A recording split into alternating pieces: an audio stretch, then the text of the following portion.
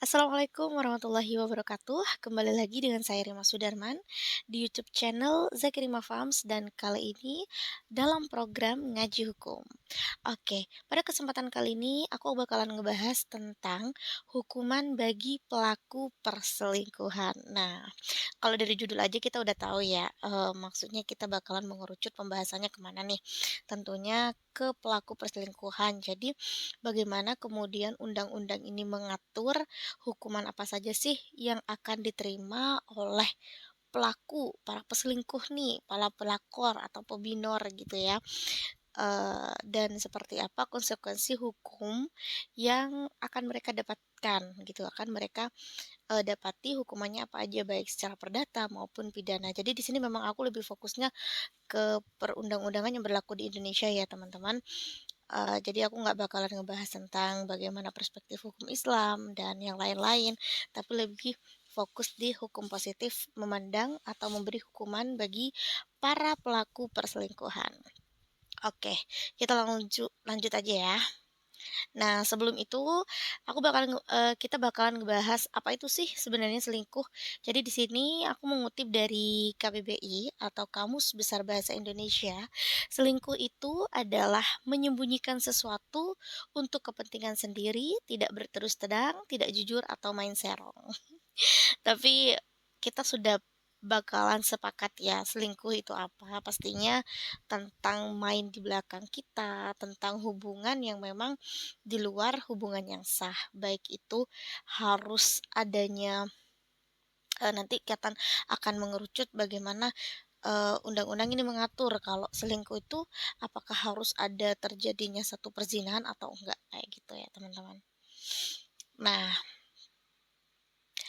selingkuh menurut perundang-undangan yang berlaku di Indonesia itu memang secara eksplisit, kata selingkuh ini tidak disebutkan ya teman-teman di Indonesia karena kita kan masih kitab undang-undang hukum perdata kita tuh kan masih mengacu sama BW ya, dan itu tuh masih pakai bahasa serapan dari Belanda. Jadi kalau misalnya dalam undang-undang itu memang selingkuh ini tidak disebutkan sebagai selingkuh, tapi lebih dikenal dengan istilah overspell. Jadi overspell itu apa? Kita akan next aja. Sebenarnya sih aku jelasin sedikit ya. Overspell itu kalau secara harfiahnya dia tuh pengertiannya zina.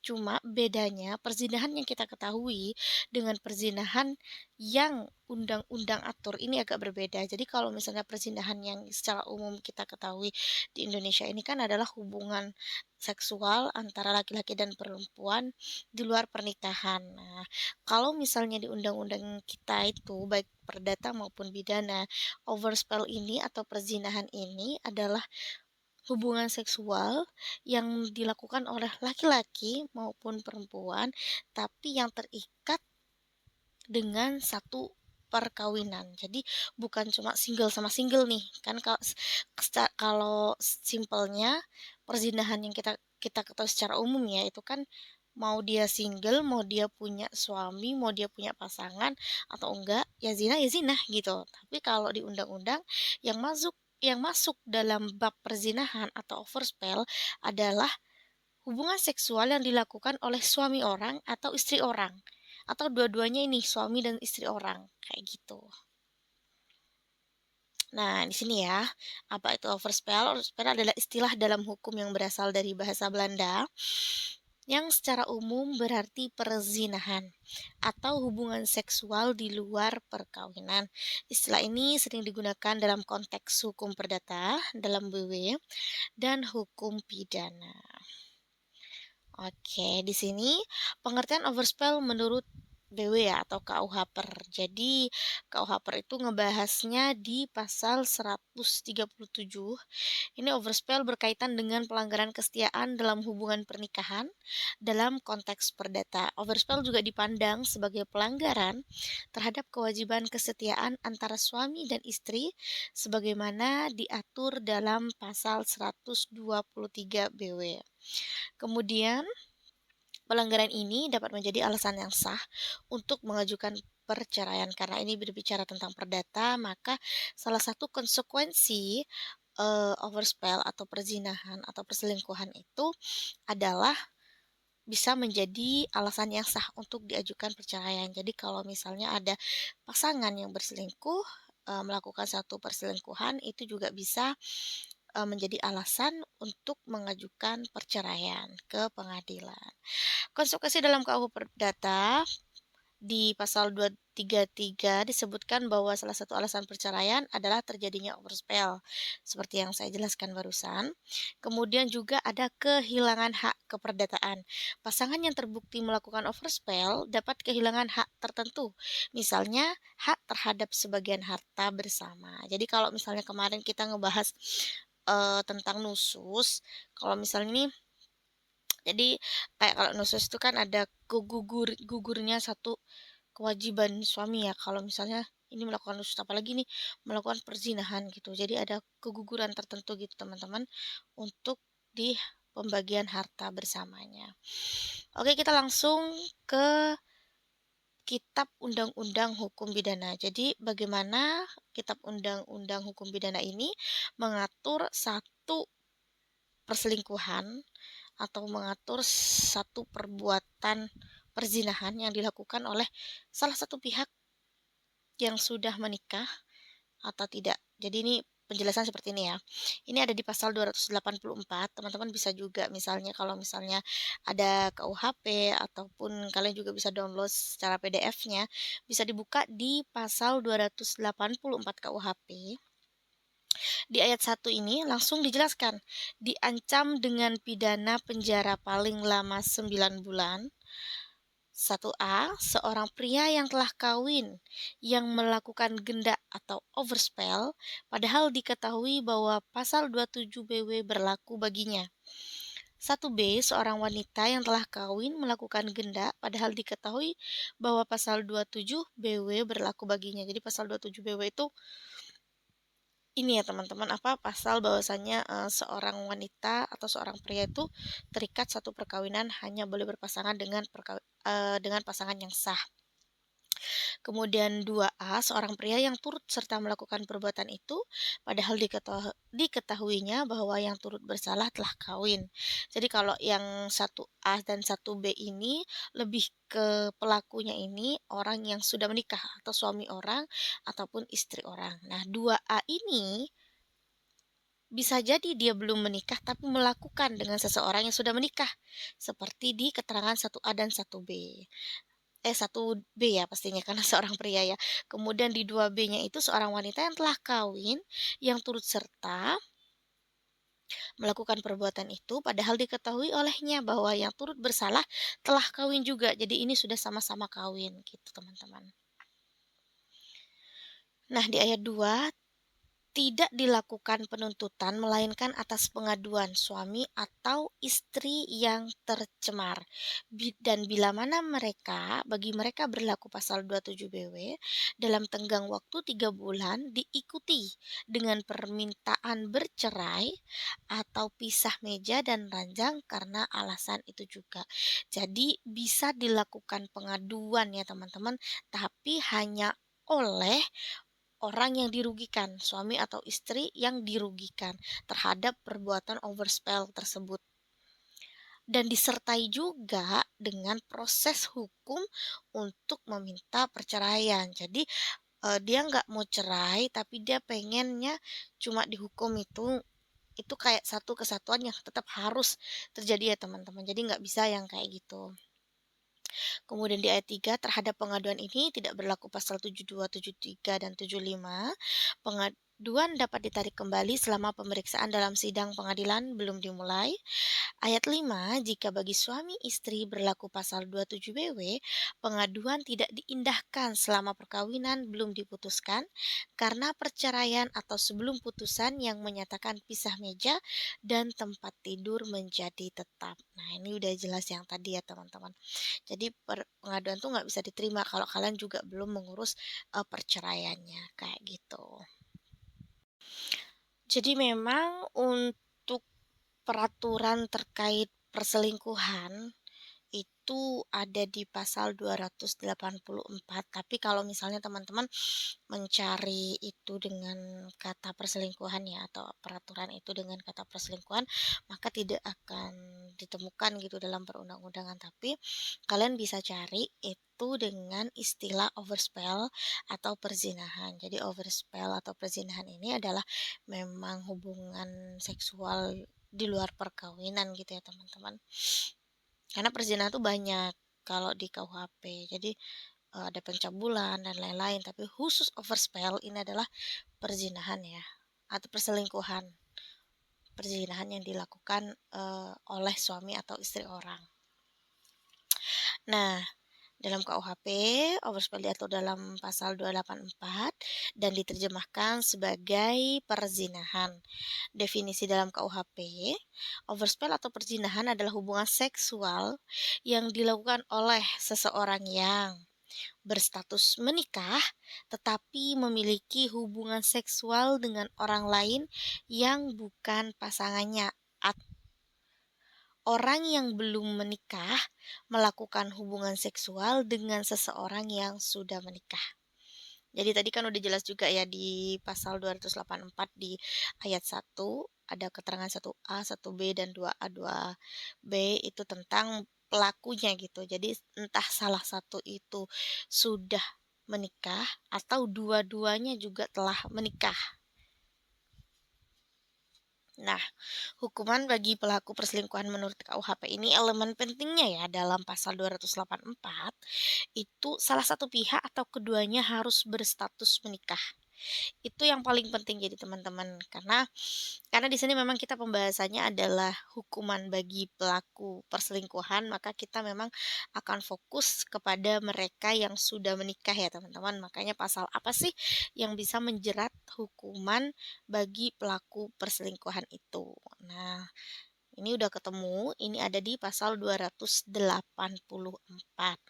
Nah, poin kedua ini juga nggak kalah penting. Perzinahan merupakan delik aduan. Artinya hanya dapat diproses jika ada laporan dari pasangan yang dirugikan. Terus gimana nih kalau misalnya ada pasangan yang dirugikan tapi inginnya ini hanya melaporkan misalnya hanya ingin melaporkan pelakornya saja tapi tidak ingin melaporkan suaminya gitu. Itu nggak bisa ya teman-teman, karena ini adalah satu kesatuan. Jadi kalau misalnya teman-teman ini ingin memproses hukum pelaku perselingkuhan, maka yang harus diadukan itu adalah suami atau istri atau pelaku yang sedang berselingkuh dengan pasangannya, baik dia suami orang ataupun dia masih single. Jadi harus dua-duanya ya. Jadi tidak hanya bisa kita melaporkan pasangannya saja, tapi tidak bisa melaporkan pasangan kita sendiri gitu. Pasangan yang sedang melakukan perselingkuhan dalam perkawinan ini. Itu nggak bisa. Itu satu kesatuannya teman-teman. Dan yang harus melakukan pengaduan itu bukan keluarga, tapi hanya suami atau istri yang sedang dirugikan. Kayak gitu. Sanksinya berapa lama ini? Nah, hukuman penjara maksimal 9 bulan. Tapi kalau misalnya kita ikut dengan KUHP yang terbaru, tapi ini kan berlakunya masih 3 tahun setelah perundangan ditetapkan ya, itu naik jadi 1 tahun teman-teman. Bukan 9 bulan lagi. Nah, ini adalah perbandingan overspell dalam BW dan KUHP ya. Jadi BW itu hukum perdata, kalau KUHP ini pidananya. Secara pengertian, kalau BW ini pelanggaran kesetiaan dalam pernikahan, kalau KUHP ini lebih spesifik lagi karena dia kan bicara tentang tindak pidana ya. Jadi dia harus ada hubungan seksual gitu di luar pernikahan. Jadi tidak bisa dilaporkan tentang overspell atau perzinahan jika tidak ada hubungan seksual gitu loh teman-teman. Tapi BW menganggapnya meskipun tidak ada hubungan seksual, ketika dia tidak setia dalam pernikahan itu bisa menjadi alasan yang sah untuk mengajukan perceraian. Dan prosesnya kalau yang perdata tentunya gugatan perceraian di pengadilan. Kalau misalnya beragama Islam itu bisa di pengadilan agama, bagi yang non muslim itu bisa di pengadilan negeri. Kalau di KUHP itu laporan pidana ya. Sekali lagi ini adalah delik aduan, jadi harus ada aduan dulu gitu, baru bisa diproses. Konsekuensinya, kalau misalnya melakukan overspell, hukumannya apa nih secara perdatanya? Ya tentunya ada perceraian, yang kedua juga ada pembagian harta. Sebab-sebab dari apa yang dia lakukan itu gugurnya apa saja gitu secara perdata. Kemudian kalau dipidana tentu saja ya ini adalah hukuman penjara. Kemudian lingkupnya ini kalau secara perdata fokus pada dampak perdatanya, kalau secara KUHP ini fokus pada pelanggaran pidananya. Jadi perdatanya ini yang berkaitan dengan hubungan keperdataan ya, baik itu harta, kemudian hubungan perkawinannya, ataupun nanti misalnya ada hak asuh anak, itu juga bisa menjadi salah satu pertimbangan bentuk hukuman juga kepada pelaku overspell. Karena overspellnya nggak bisa dibilang pelakunya hanya seorang laki-laki atau seorang suami, melainkan juga ada beberapa pelaku ini adalah seorang istri. Nah, jadi kalau misalnya yang istri yang melakukan perselingkuhan ini gimana? Apakah dia masih punya hak untuk hak asuh anak dan lain-lain? Nah, itu kajiannya lebih lanjut lagi ya nanti teman-teman. Kayak gitu. Kalau pidana jelas, ini hukumannya penjara. Gitu. Oke, lanjut. Catatan pentingnya ya. Overspell dalam BW lebih luas karena mencakup pelanggaran moral dalam pernikahan, tidak hanya terbatas pada hubungan seksual. Karena kita berbicara tentang hubungan keperdataan dalam perkawinan pun atau secara pribadi pun kita memang terikat banyak gitu ya, yang tadi seperti saya jelaskan ada tentang pembagian harta, tentang juga putusnya perkawinan atau perceraian, kemudian juga ada hak asuh anak kayak gitu. Dua, overspell dalam KUHP lebih spesifik dan memerlukan bukti hubungan seksual sebagai elemen utamanya. Nah, proses hukum untuk overspell hanya dapat berjalan jika pasangan sah membuat laporan atau gugatan. Itu teman-teman. Jadi memang sekali lagi kita harapannya dalam menjalani satu perkawinan ya tidak ada yang namanya eh perselingkuhan ya, karena kan memang ketika kita membahas tentang perkawinan dari pengertiannya saja baik secara undang-undang maupun secara hukum di agama kita ataupun secara bahasa. Ini kan harapan semua orang ini adalah satu bentuk rumah tangga yang bersifat kekal dan bahagia gitu. Terus kemarin kita juga sudah membahas tentang hak dan kewajiban suami istri yang salah satunya juga wajib setia kayak gitu. Makanya harapannya tidak ada yang namanya perselingkuhan. Namun jika ini harus ada dan naas ini harus terjadi, maka apa saja sih hukuman yang bisa diperoleh oleh pelaku perselingkuhan itu? Nah, ini catatan yang perlu diketahui ya, dan bagaimana kemudian cara prosedur untuk melakukan itu, melakukan pelaporan. Jadi kan tadi salah satunya juga harus bersamaan dengan teman-teman juga melakukan gugatan perceraian. Jadi nggak bisa kalau misalnya ingin melakukan laporan overspell atau perzinahan itu tapi tidak melakukan gugatan cerai, kemudian juga hanya ingin salah satu pihak yang dipenjarakan atau dijerat hukuman itu nggak bisa, kan itu juga dua-duanya harus kena. Jadi pelakornya ya kena, pasangan sah dalam perkawinan itu juga harus dilaporkan dan yang bisa melaporkan itu hanya pasangan suami atau istri yang sedang dirugikan. Oke, itu aja untuk pembahasan hari ini teman-teman. Mohon maaf jika ada salah kata ataupun salah penjelasan dan kalau misalnya ada pertanyaan lebih lanjut, teman-teman bisa banget untuk DM di media sosial saya ataupun komen di kolom komentar. Oke, terima kasih banyak. Jangan lupa like dan subscribe ataupun share video ini. Bye. Assalamualaikum warahmatullahi wabarakatuh.